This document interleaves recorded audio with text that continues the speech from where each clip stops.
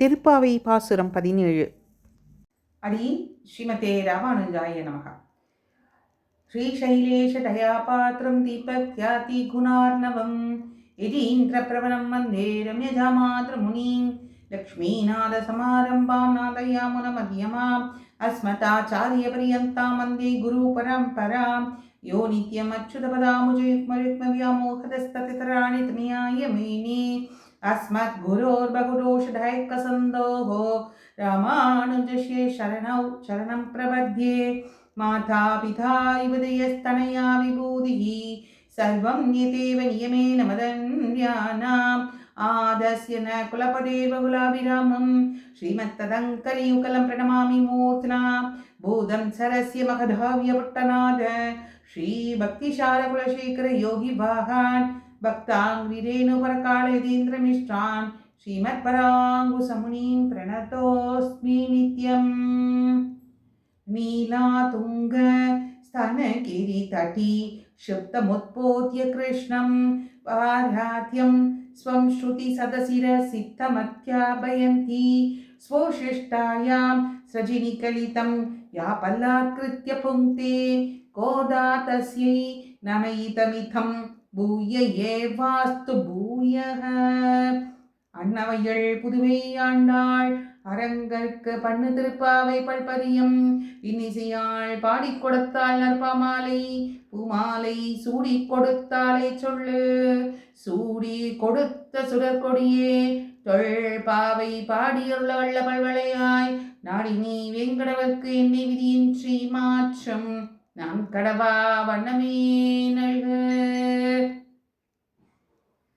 श्री विष्णुचित्तकुलनन्दन कल्पवल्लीं श्रीरङ्गराज हरिचन्तन योगदृश्यां साक्षात् क्षमां करुणया कमलामिवान्यां கோதாமனன்ய சரணம் பிரபத்யே. தினந்தோறும் திருப்பாவையை அனுசந்தித்துக் கொண்டிருக்கும் இந்த நேரத்திலே இன்றைய நாள் பாசுரம் 17வது நாள். இந்த பாசுரத்தில் ஆண்டாள் நாச்சியார் முதலிலே நந்தகோபரையும் அடுத்து யசோதையும் பிறகு கண்ணனையும் அதற்கு அடுத்து பலராமனையும் எழுப்புகிறாள். இத்தனை நாட்களாக அவள் என்ன செய்தாள்? எல்லா கோபிமார்களையும் அழைத்து கொண்டு செல்ல வேண்டும். ஆயப்பாடியிலே 5 லட்சம் குடிகள் இருக்கின்றன. அவற்றில் இருக்கக்கூடிய அந்த ஆயர் சிறுமிகளை அனைவரையும் அழைத்து கொண்டு 10 பேர் வராமல் இருந்த அந்த கோபிகைகளையும் பகவானுடைய திரு கல்யாண குணங்களை அவர்களுக்கு எடுத்துச் சொல்லி அவர்களையும் அழைத்து கொண்டே கண்ணனெம்பெருமானின் திருமாளிகை நோக்கி செல்கிறார்.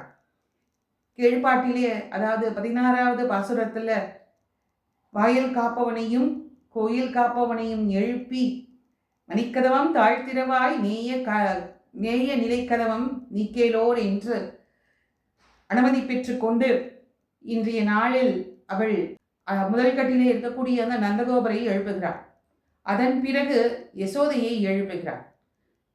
அதுக்கு அடுத்த கட்டிலே ஒருங்கி கொண்டிருக்கக்கூடிய கண்ணன் எம்பெருமானையும் அதற்கு பின்புறத்திலே இருக்கக்கூடிய பலராமனையும் எழுப்புகிறார். யசோதையும் பலராமனும் கண்ணனுக்கு ஆயப்பெண்களிடமிருந்து பாதுகாப்பு அளிப்பதற்காக நடுவிலே கண்ணன் இருக்கிறானாம். வரிசைப்படி நம்ம பார்த்தோம் என்றால் நந்தகோபர், யசோதை, பலராமன், அதன் பிறகுதானே கண்ணன் இடத்திலே போக வேண்டும். ஆனால் இங்கே யசோதையும் பலராமனும் இருவரும் என்ன செய்கிறார்கள் என்றால் கண்ணனுக்கு பாதுகாப்பை இருக்கும்படியாக பின்புறத்திலே பலராமர் அவர் அங்கே இருக்கிறாராம், பின்கட்டிலே இருக்கிறாராம். அவரையும் எழுப்புகிறார் ஆண்டாள் நாச்சியார் இந்த பாசுரத்தில். இந்த நந்தகோபுரனுடைய பெருமையை இந்த பாசுரத்தில் சொல்றார்.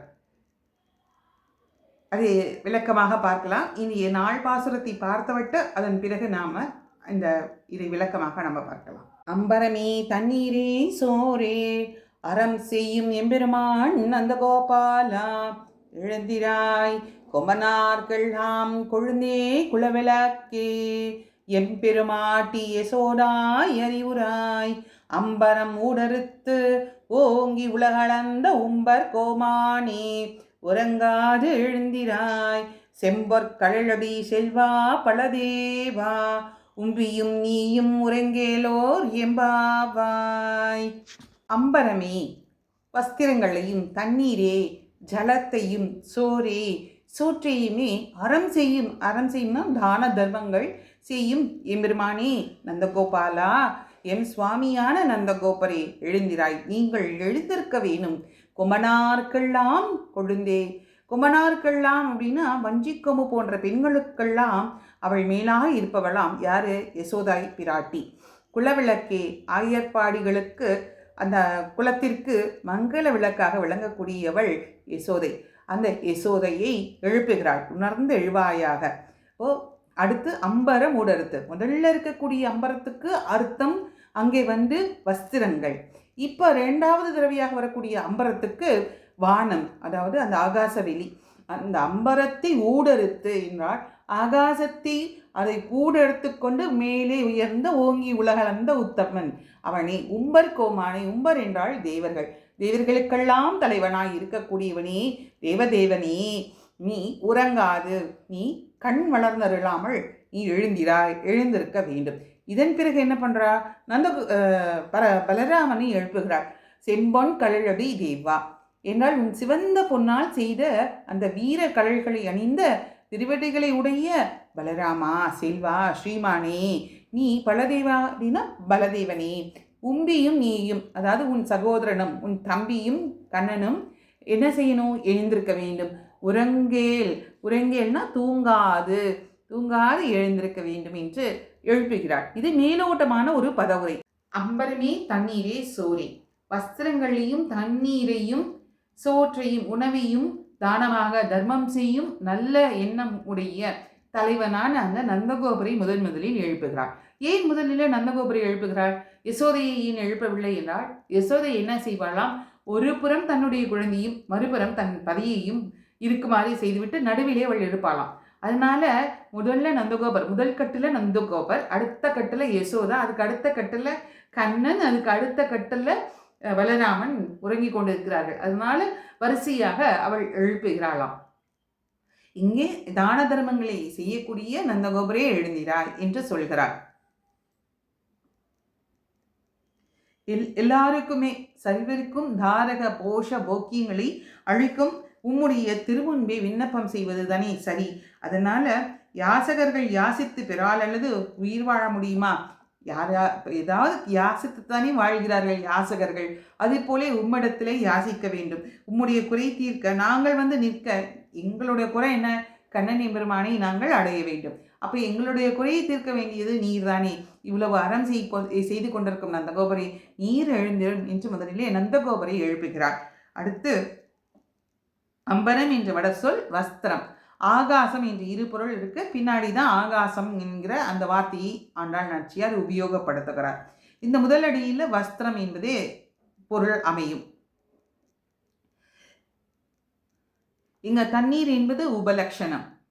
சோறு, பருகும் நீர், தின்னும் வெற்றிலை, எல்லாமே கண்ணன். அதனால எல்லாமே கண்ணனாக இருக்கிறதுனால வாசுதேவ சர்வம் என்பது போல எங்கள் எல்லாருக்கும் தாரக போஷக போக்கியமாக இருக்கக்கூடிய அந்த கண்ணனை நீங்கள் எங்களுக்கு வழங்க வேண்டும். நீங்கள் அதற்காகவாது நீங்கள் எழுந்திருங்கள் என்று இங்கே ஆண்டாள் நாச்சியார் அந்த நந்தகோபரை எழுப்புகிறாள். பெற்று தந்ததுனால எங்களுக்கு சுவாமியா இருக்கிறாராம் எம்பெருமான். மற்றையோருக்கு பெண்களுக்கு தானம் வாங்க அதிகாரமில்லை என்று எங்களுக்கு ஒன்றையும் வழங்க மாட்டார்கள். எங்களுக்கு தாரகாதிகள் எல்லாமான கண்ணனை கொடுப்பவர் நீரே. ஆனால் நீரே எங்களுக்கு சுவாமி. அதனால நீரே நந்தகோபரே, நீரே எங்களுக்கு உதவி செய்ய வேண்டும். கண்ணன் எம்பெருமானிடத்திலே எங்களுக்கு பரிவு காட்ட வேண்டும். அவரை சென்று நாங்கள் அடைய வேண்டும். நந்தகோபன் குமரன் என்று சொல்லுமா போலே அவனும் எங்களை தாரக பித்ரு கிருதா என்று சொல்லும்படி செய்வீராக என்று இந்த பாசுரத்தின் மூலமாக ஆண்டாள் நாச்சியார் அருளி செய்கிறார். அம்பரமே அறம் செய்யும், கேட்பாருக்கு எல்லாவற்றையும் கொடுப்பவராக பிரசீதி அடைந்த பின்பு நீர் இப்படி உறங்கலாமா? கேட்டவற்றையெல்லாம் நீர் கொடுக்கும்போது இப்படி உறங்கி கொண்டிருக்கலாமா? நாங்கள்லாம் யாசகம் பெற வந்திருக்கோம். என்ன யாசகம்? கண்ணன் எம்பெருமானை நாங்கள் அடையணும், அந்த கைங்கரியம் பிராப்திக்காக வந்திருக்கோம். நீங்கள் இப்படி உறங்கலாமா? நீங்கள் எழுந்திருங்கள் என்று எழுப்புகிறார். இப்படி எழுப்பின பின்பு நந்தகோபர் என்ன செய்கிறாராம்? சரி, நீங்கள் உள்ளே செல்லுங்கள் என்று அனுமதி தந்து விட்டாராம். ஏன்னா தான தர்மங்களை எல்லாம் செய்கிறீர்களே என்று சொன்னது அவர் கொஞ்சம் உள்ளம் குளர்ந்து சரி என்று கண்ணை அசைத்து விட்டாராம். அதற்காக இவர்கள் எல்லோரும் அடுத்த கட்டுக்கு வருகிறார்கள். அங்கே யார் இருக்கிறாள்? யசோதை இருக்கிறாள். அந்த யசோதரை எப்படியாம் அந்த எல்லாருக்கும் கொழுந்து போல இருக்கக்கூடியவளாம். கொமனாருக்கெல்லாம் கொழுந்து அப்படின்னா வஞ்சி கொம்பு. இந்த பெண்கள் எல்லோருக்கும் ஏதாவது ஒருத்தருக்கு துயர் வந்தா கூட அவள் வாடி விடுவாளாம்.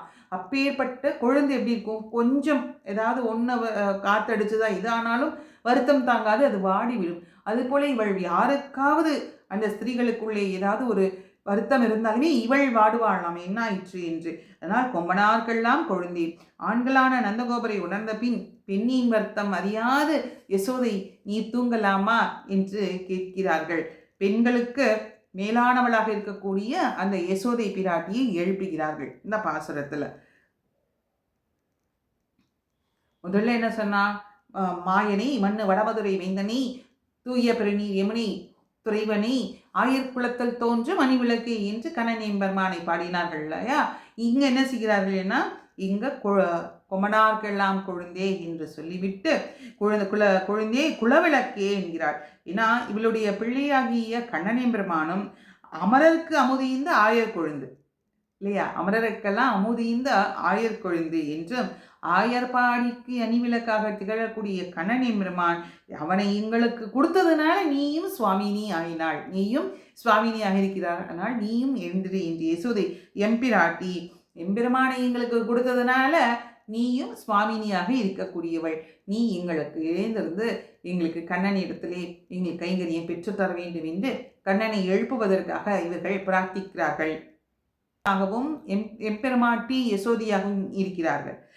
இப்படி கண்ணன் எம்பெருமான் ஈஸ்வரியின் சர்வ பூதானாம் எங்கே தவறுந்து எம்பெருமான் நந்தகோபாலன் எம்பெருமாட்டி யசோதை என்று சொல்கிறார்களே, எப்போதும் சர்வேஸ்வரனாக இருக்கக்கூடிய எம்பெருமானும் சர்வ புருஷகார பூதியாக இருக்கக்கூடிய தாயார் இல்லையா, ஸ்ரீதேவி தாயார், அவர்களை தானே சொல்லுவார்கள். இங்கே இவர்கள் ரெண்டு பற்றியும் ஏன் சொல்கிறார்கள்னா, எதுக்குன்னா இது பாரதந்திரத்தின் எல்லை நிலமாக இருக்கக்கூடியது.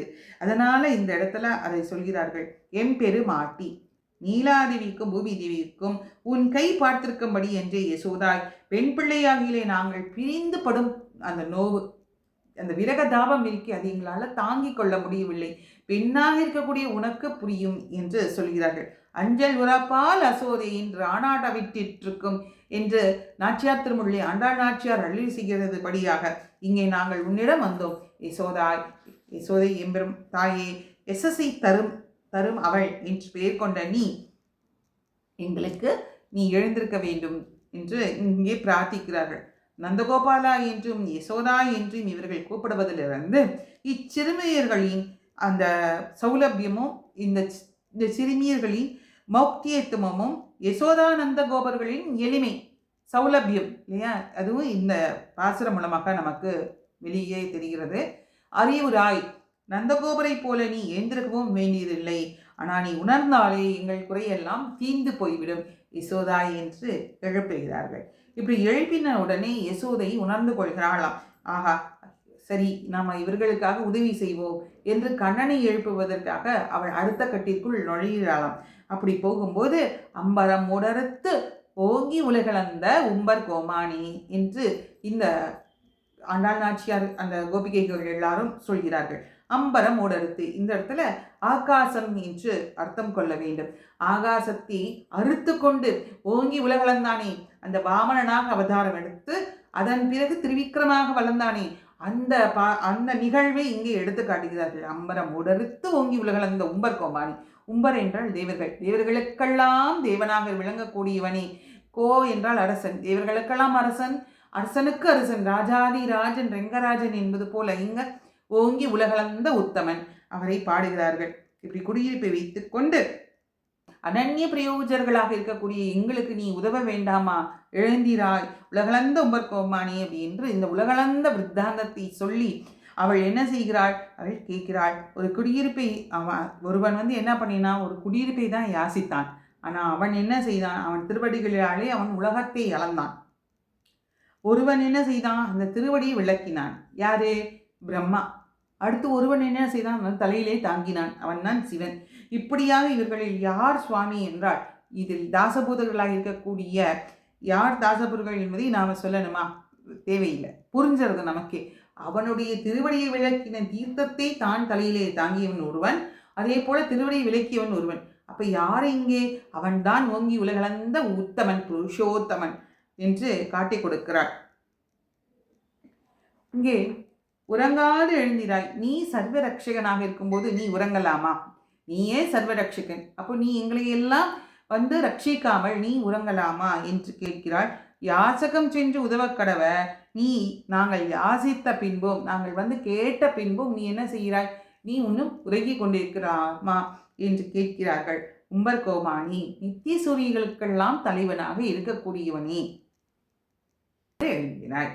சூட்டு நன்மாலைகள் துய்யன வேந்தி விண்ணோர்கள் நன்னீராட்டி அந்தூபம் தரா நிற்கவே அங்கோர் மாயை நாள் ஈட்டிய வெண்ணை தொடு உண்ண போந்து என்கிறபடி நித்திய சூரிகளை தவிக்க விட்டு இங்கே எங்களுக்கு முகம் காட்ட மாட்டேங்கிறாய். முகம் காட்டாமல் நீ என்ன செய்திருக்கிறாய்? உறங்கிக் கொண்டிருக்கிறாய். இது சரியா என்று அந்த கோபிகையர்கள் கேட்கிறார்கள்.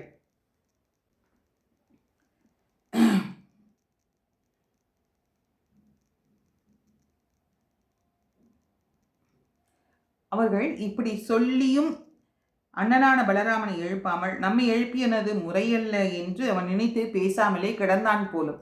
அதனால என்ன செய்தார்கள்? அடுத்து பலராமனை எழுப்புவதற்காக செல்கிறார்கள். அடுத்த கட்டிலே உறங்கி கொண்டிருக்க அந்த பலராமனை சென்று சேவிக்க போறார்கள். பலராம லக்ஷ்மணோ லக்ஷ்மி சம்பன்னக என்று இளைய பெருமாள் பின் பிறந்து படைத்த காரிய செல்வத்தை நீ முன் பிறந்து படைத்தவன் என்று இங்க இளைய பெருமாளை சொல்கிறார்கள். பலராமன் இளைய பெருமாள், ஆதிசேஷன் அம்சம். அந்த ஆதிசேஷன் அம்சமாக இருக்கிறது. அவரை போலவே கைங்கரிய ஸ்ரீயை பெற்றவன் ஆனால் இருக்கவும் வேண்டாவா என்று கேட்கிறார்கள். பெருமாளும் பிராட்டியும் கண் வளரும்போது ராமாயண காலத்தில் பெருமாளும் பிராட்டியும் உறங்கி கொண்டிருக்கிறாள். சீதா பிராட்டியும் ராமனும் அவர்களை ரட்சிப்பதற்காக, அவர்களுக்கு பாதுகாப்புக்காக லக்ஷ்மணன் தூங்கவே இல்லை, கண் உறங்காது நிற்கிறான். அவ்வாறு இருக்க வேண்டாமா? பலராமன் உள்ளிருந்து பதில் சொல்கிறானா. அதனால கொஞ்சம் ஆஸ்வாசப்படுத்தி கொண்டார்களாம். என்ன ஆஸ்வாசப்படுத்தி கொண்டார்கள் பார்ப்போம். கண்ணனிடம் நெஞ்சை பறிகொடுத்த அந்த கோபிகைகள் இனிதாய் இருப்பவராய், அன்பான வார்த்தைகளை அன்பே நிரம்பியவராய், கர்வமற்றவராய் இருந்த பலராமனுடைய அந்த இனிய பேச்சுக்களால் ஆஸ்வாசப்படுத்தி கொள்கிறார்களாம். அப்படி ஆஸ்வாசப்படுத்தி கொண்டு ஆதிசேஷனி இவன் என்னும் உணர்த்தும் திருநாமத்தை சொல்கிறார்கள். படுக்கையிலே சாய்ந்தவன் உறங்குவது ஒழிய படுக்கை எங்கேயாவது தூங்குமா? தூங்காது. அதே மாதிரி பலராமன் தூங்குவாரா? தூங்க மாட்டார். அதனால என்ன சொல்கிறார்களாம்? நீ ஸ்வரூபத்தால் பரதந்திரியும் கொண்டாடி அவனை எழுப்ப சொல்லாதே, நீயும் உணர்ந்து அவனையும் உணர்த்துவாக, உம்பியும் நீயும் அப்படின்னு இந்த இடத்துல ஆண்டாள் நாச்சியார் இருக்கிறார். ஸ்வரூபத்தாலே உணர்ந்து நாங்கள் எல்லோரும் யாச்சகம், அந்த கைங்கரியம் என்ற அந்த யாச்சகம் கேட்டு வந்திருக்கிறோம். நீயும் உம்பியும் என்னுடைய சகோதரனும் எங்களுக்கு உணர்ந்து அருள் புரிய வேண்டும் என்று இந்த பாசுரம் மூலமாக கேட்கிறார். ஸ்ரீகுக பெருமாள், மகாராஜர் திருவடி, விபீஷ்ணாழ்வார் ஆகிய எல்லாருக்கும் இளைய பெருமாளிலே புருஷகாரம் என்று 6000 படியிலே வியாக்கியானம் அருளி செய்திருக்கிறார். அவருடைய தானம், பராக்கிரமம் மற்றும் செல்வத்தை முன்னிட்டு ஆண்டாள் நாச்சியார் திருப்பாவையிலே 5 இடங்களிலே நந்தகோபரை சொல்கிறார். முதல் பாசுரத்தில் கூர்வேல் குழந்தையிலே நந்தகோபன் என்று சொல்கிறாளா. அடுத்து 2வதாக நாயகனாய் நின்ற நந்தகோபனுடைய கோவில் காப்பானே 16வது பாசுரத்தில் சொல்கிறாளா. 3வது பாசுரமாக எம்பெருமான் நந்தகோபாலா எழுந்திராய் 4வது, அதாவது 17வது பாசுரம். அடுத்து 18வது நந்தகோபன் மருமகளே நட்பினா என்று நந்தகோபனுடைய திருநாமம் அங்கே வருகிறது. அடுத்து ஆற்றப்படைத்தாய் மகனே என்று அங்கே 5 இடங்களிலே நந்தகோபரை குறிப்பிடுகிறாள் ஸ்ரீ ஆண்டாள் நாச்சியார் திருப்பாவையிலே. அதே போல ஓங்கி உலகளந்த உத்தமன் பேர், அந்த ஓங்கி உலகளந்த அந்த விபவ அவதாரத்தை 3 இடங்களிலே சொல்கிறாள். ஒன்று 3வது பாசுரம், ஓங்கி உலகளந்த உத்தமன் பேர் பாடி அந்த பாசுரம் ஒன்று. அடுத்தது இந்த பாசுரம், அம்பரம் ஊடறுத்து ஓங்கி உலகளந்த 2வது ஆயிற்றா. அடுத்து 3வது தடவையாக அவள் எங்கே சொல்கிறாள்? அன்று இவ்வுலகமளந்தாய் அடி போற்றி என்று சொல்கிறார். அப்போ 3 இடங்கள்ல இந்த ஓங்கி உலகளந்த விபவ அவதாரத்தை கொண்டாடுகிறாள் ஆண்டாள் நாச்சியார்.